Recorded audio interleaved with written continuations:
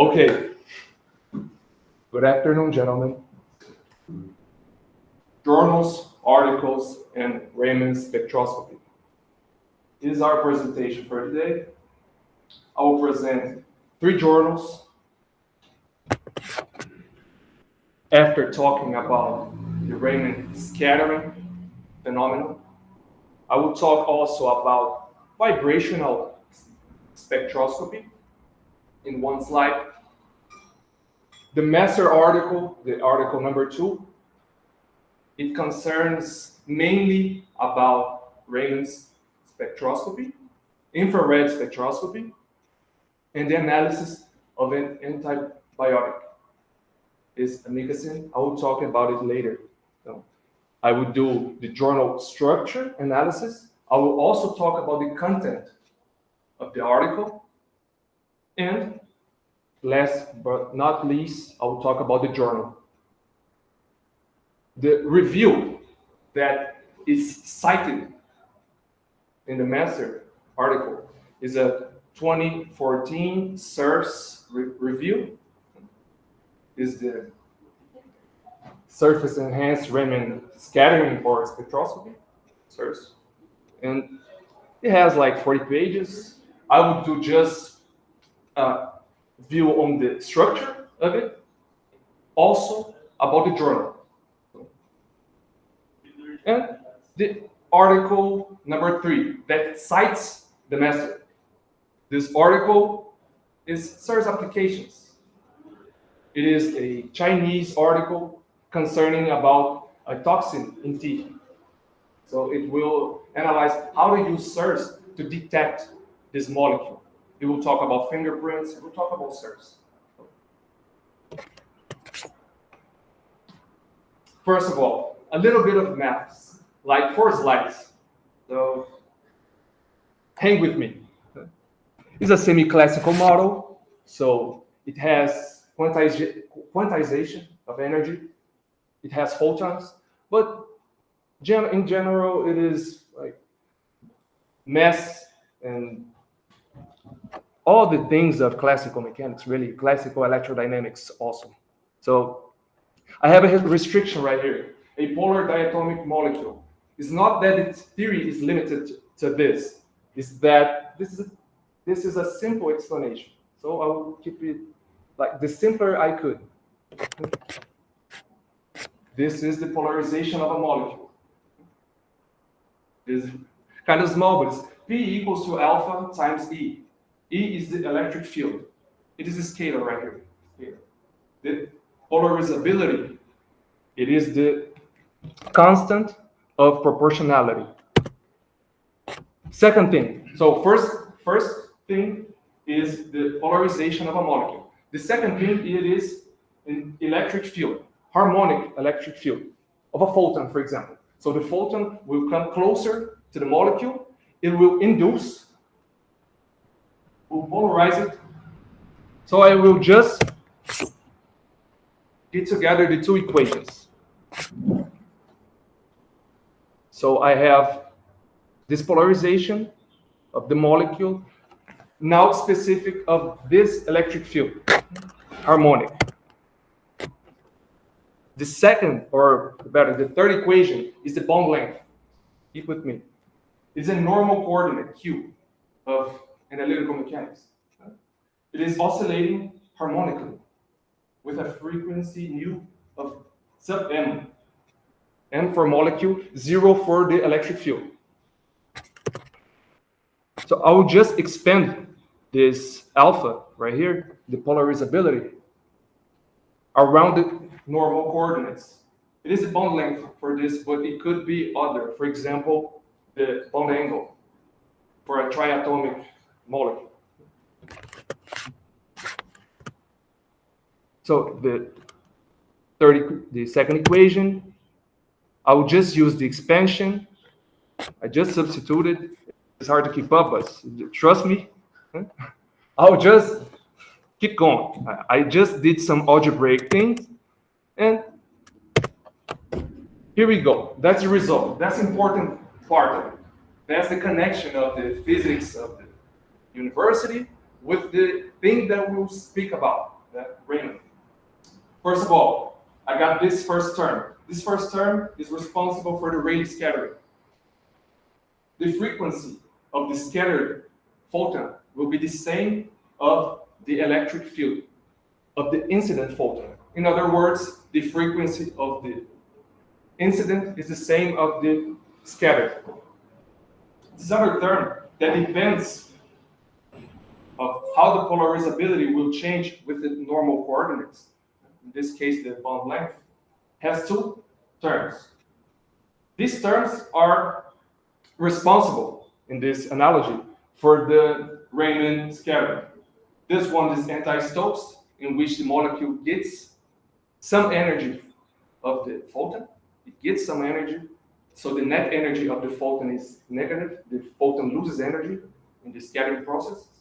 And Stokes, in room temperature, is the most usual one. The molecule will get some energy from the photon. I mean, in this, the photon will get energy from the molecule. I'm sorry. This will get from the molecule. And this, the molecule will get the energy. Okay, just this. So this is the most usual one, Rayleigh scattering. We can do this spectrum. So I did the Rayleigh scattering. The net weight, the net energy variation of the photon is zero. So the photon comes red, it goes red. So like zero. The Raman shift is the wavelength, linear wavelength, wave number, pardon. I did it some deviation of the zero. So it wastes some energy, the photon loses some energy, or it gets some energy. This one happens like 10 million times. This one happens one time. This is the mean value. In room temperature, this one is prevalent. Look at the symmetry. It is symmetric on the numbers. However, look at the intensity. In room temperature, look just at the second equation. This is a Boltzmann distribution. You got the T for the temperature. So in smaller temperatures, Stokes is prevalent because the molecules with lesser temperature will have less energy, right? They are proportional. So in room temperature, like 300 Kelvin, we get a lot of molecules in ground state. So that's why it cannot give energy for the photon, like it is in ground state. So the more probable outcome is the molecule will get energy from the photon. The photon will leave with less energy. So that's the theoretical basis of what I will speak about. This is the intensity. It is proportional to the number of particles in that energy state. Also to the square of the module, the electric field, the amplitude. And that term is the same. It's the variation of the polarizability tensor, okay, whatever, to that normal coordinate. It could be bond length, it could be bond angle, and so on. Okay, now no more maths. Molecular normal modes, I will speak about it too. Is our classical analogy, and in papers it shows, they speak like this, about the kinds of vibration that the molecule can assume. They can be combined, like the basis set of linear algebra, for example. You can get two vectors, multiply them by some constant, and sum them. You get another vector. So you can sum these two vibrations. You get it something like this, okay? Something like this. You can sum them up. So they are basic. They are normal modes. Symmetrical stretch. You can imagine the asymmetrical stretch. It isn't rocket science, imagine.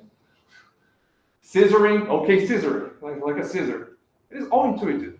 Just be presented to them, you will see, you get it. Rocking is something like this, and so on. So the names, what I want you to know, the names are corresponding to some analogy of vibrating molecules. So, any questions about the theory? I'll speak about now the journals. The first journal, Spectroquímica Acta 8, Molecular and Biomolecular Spectroscopy. It has an H index of 145. It's pretty okay. Impact factor of 4.4 in 2023. CS score of 7.9. Those are just some data about how good is the journal. Could I say it? How good? You can compare because the number is just a number, but you gotta compare it to others. So I will bring the others later. We could compare about those three at least and see. The thing is to publish an open access article for us here in Brazil is more than an old car. It's pretty expensive, more than $3,000, $3,340. So right here, if you guys can see, open access. This subscription, we gotta talk later because I didn't understand right. No publishing charge for who has a subscription, but keep that in mind. Time to publication, they say it's 2 weeks, but it's too fast. The articles that I've seen didn't correspond to that. Either way, is their official page.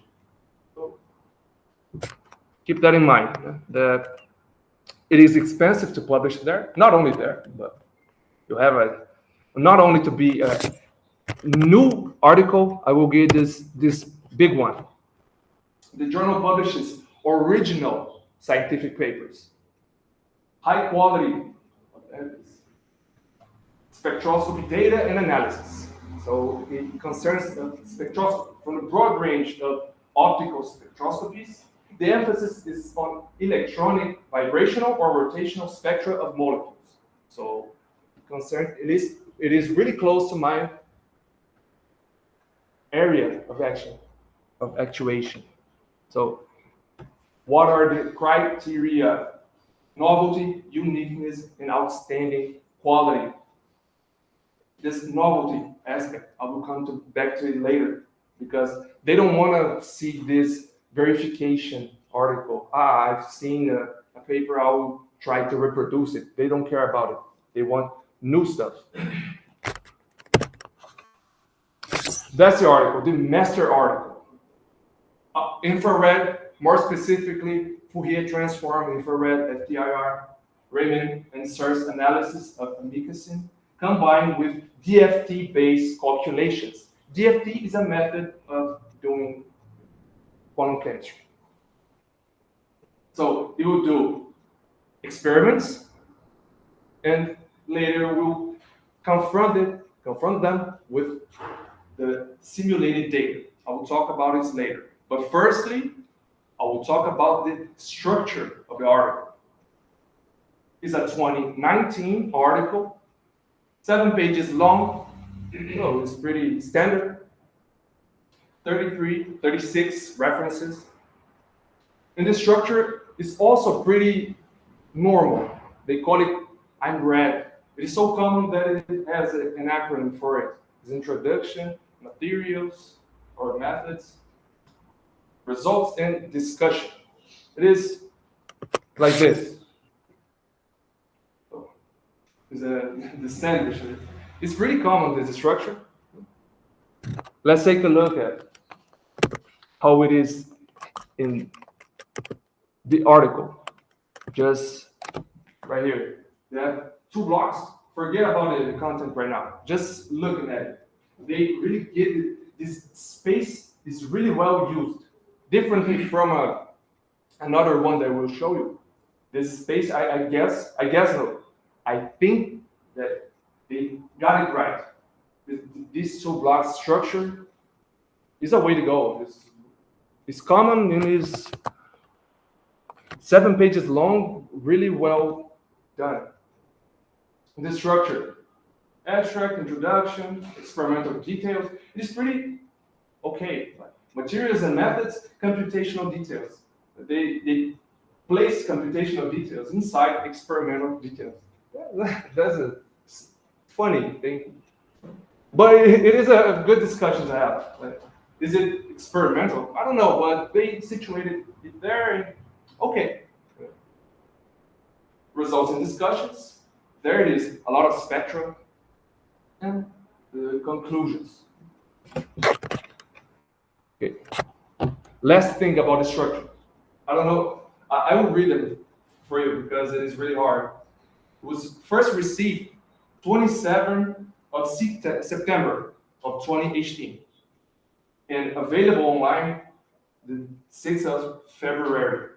So like 4 months and a half approximately. First received and available online. I don't know if it is open access, by the way, but like 4.5 months. Now we'll talk about the article per se. Guys are from Romania, 3 researchers, and they are from the physics department and chemistry department. This area of molecular dynamics, molecular simulations, is physics and chemistry do an interplay. They both come together. He talks in the introduction, also in the abstract, about amikacin. He describes the molecule. It is an antibiotic. He says that he want to characterize and he want to describe the amikacin molecule by its vibrational characteristics. So he will do the IR, he will do the Raman, and he will do comparisons with experimental simulations comparison. So it's pretty good. It is qualitative, by the way, just for you guys to know. In 2019, it's pretty recent, roughly speaking. Okay, another small one, but I can talk to you. The molecule of amikacin was not yet studied. The FTIR spectrum existed already, but the Raman spectrum was brand new. So that's why he could publish in this journal. This journal wanted novelty. So the aim of the study is to describe the amikacin molecule by its vibrational characteristics and elucidating this adsorption phenomena with the cluster of nanoparticles. So we have metal nanoparticles. The idea of SIRS will come later. We have the molecule. You want to know how does it gets glued together, absorb. That's a molecule. This amikacin. This one was simulated.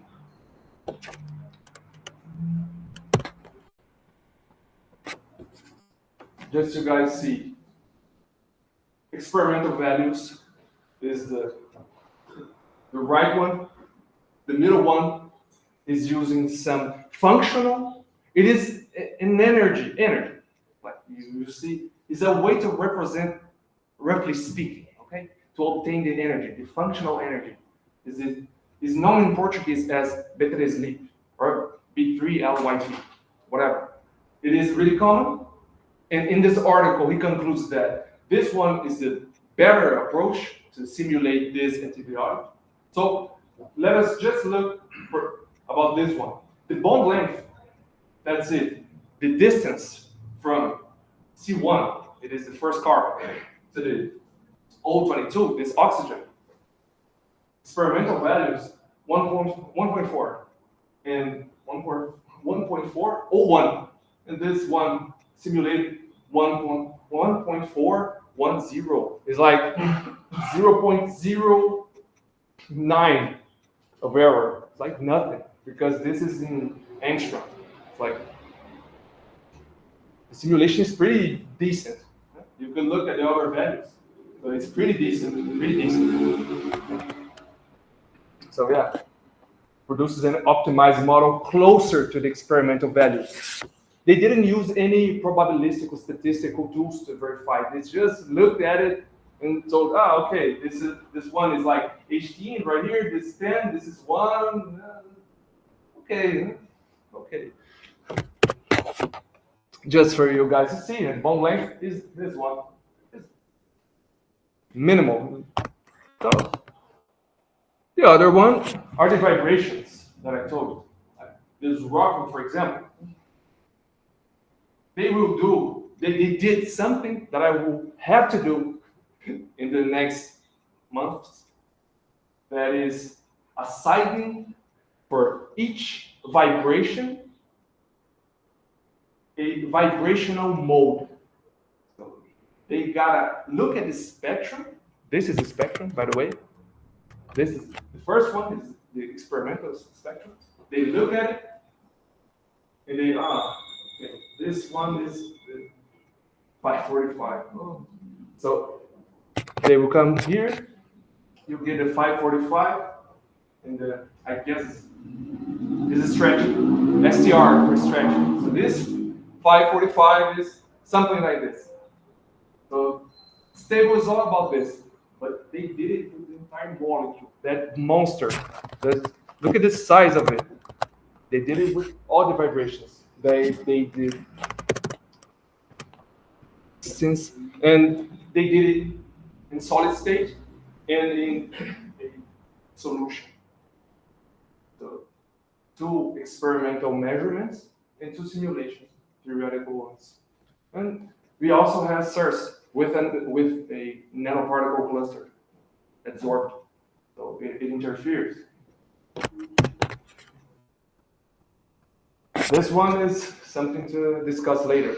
So I'll just pass by it, really. The comparison. There's a shift right here. I'll keep looking on the blue one and on the black one, because this one isn't the best one, apparently. You have some similarities right here, but you can see the intensities, for example. You gotta check why the intensities are like this. But just know that an accepted paper with a simulation of the experimental spectrum, you can see that is this, I would say, noise maybe isn't present right here, or is because of the solution. Even if it is in solid state, you have some things that the simulation cannot give. They cannot describe. Nonetheless, you can, for example, see the bond lengths. Like the error was like 0.09 angstrom. So it has its values. So it wouldn't be published. So this is another discussion to have. Like, is it valid? Is it describing really? Man, it works. It worked, or it didn't. That's a discussion to have. Another one with SIRS, with the nanoparticles, surface, and solid state and solution. This is all experimental. So, discussions to have. So, when the nanoparticles didn't help the signal to go, they were locking the vibration. You know, sometimes they do it. When they absorb, they cannot vibrate there. For example, there isn't hydrogen, but it locks in a cluster. How will it vibrate? It will not vibrate, or it will be a smaller vibration. This is what they call the electrostatic potential of amicacin, of this antibiotic. The description is those points on the surface that are yellowish, reddish, are the most probable adsorption zones. So those points are the most probable for the adsorption on the nanostructures, or nanoparticles. So there are a lot of, okay, oh, right here. The regions with the high electron density represent the possible places where the adsorption can happen. So there are some of them. It isn't certain. It isn't just one. The adsorption will happen here. It places some of them and say, okay, high electron density implies the adsorption can happen. The conclusion is there are two rings there in that molecule. And the adsorption occurs so that these two rings are distant from the nanoparticle structure.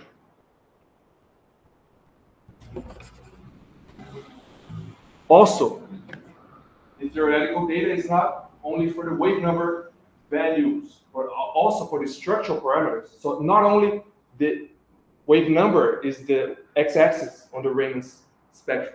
So not only those, but also the structural parameters that electrostatic potential surface are found to be close to the experimental values.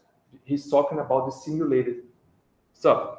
For example, this one is simulated, obviously.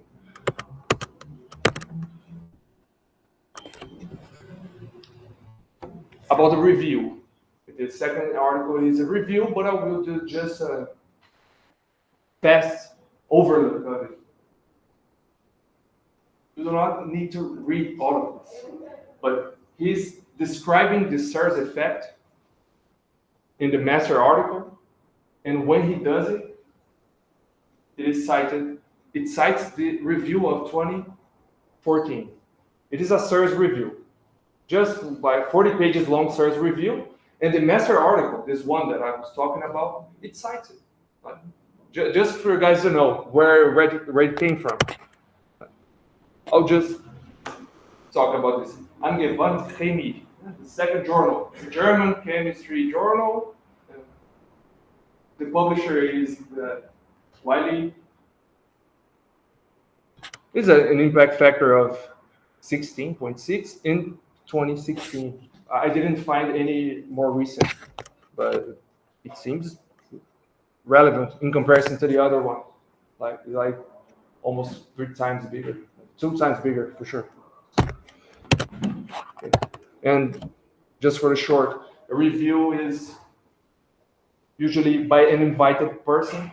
It's not like an article. I can submit an article. It is more to summarize of a lot of other articles. You get this knowledge and summarize it there. It's not like an article. You just publish there and get accepted or not. This review is 41 pages long. It has 177 references. It's called SIRS Concepts and Chemical Applications. It's pretty general. It's about SIRS. Just a short look on the first page of it. You can see what it's all about. First of all, that's the Raman scattering. Green, red, exaggerated. This one is the spectrum. The spectrum, the Raman scattering, the nanoparticle surface, and the fingerprint. You can identify a particle, a molecule, by its spectrum. I thought it was pretty creative, pretty cool. I'm going to call a visual summary. Visual summary. Okay, thank you. I didn't know. Graphical abstract. They call it an. I didn't know. We used to obligate you to send it.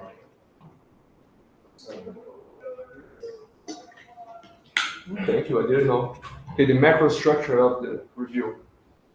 Introduction, a brief tutorial on SIRS. That's different from an article. Understanding SIRS, fundamental concepts, like 8 pages long. Plasmonic nanostructures for SIRS, 4 pages. Chemical applications, a lot of them. It is a chemistry journal after all. It's not a physics journal. even though they conversate really well. Angewandte chemie. Conclusions and outlook. I'll jump straight ahead to the third journal. It is called Molecules. This one I thought it was like open access free. Then I read article processing charges. Okay, it's paid. I didn't get to see how much it was. I clicked on it. I looked for it, but I don't know how much it is to publish there in this molecules journal.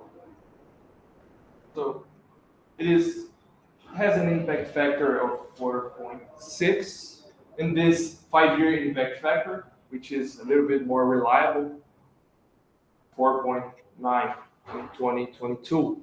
This molecules journal is a journal in which the last article, the Chinese article, the T article, was published. It is the last one. This one. This article cites the master one. So the master one is that Raman infrared article. This one cites it. Determination of dicofol. It is a toxin. In tea using SIRS coupled chemometrics. In tea, in China, there's a tradition of sipping a lot of tea. So it is more relevant for them. Even though I like tea, but I don't think it is so common in here in comparison with coffee, for example. It is an article, 16 pages long, 52 references, like twice the size of the first one. And the structure is kind of different because the results are in second place, like introduction and results. They didn't want to even talk about just, okay, they started talking, they present the results. And after the discussion, they do the materials and methods and the conclusion. Okay, that's the article. That's the face of it. All Chinese people. It's pretty cool to read in English an article from the other side of the world, literally. So that's it. Just to see the difference. This blank part of it.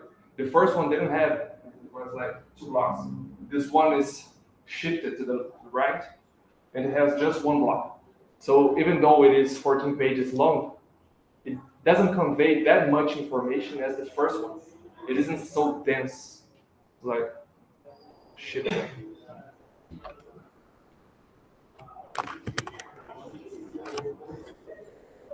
How did this article cite the first one, the master article?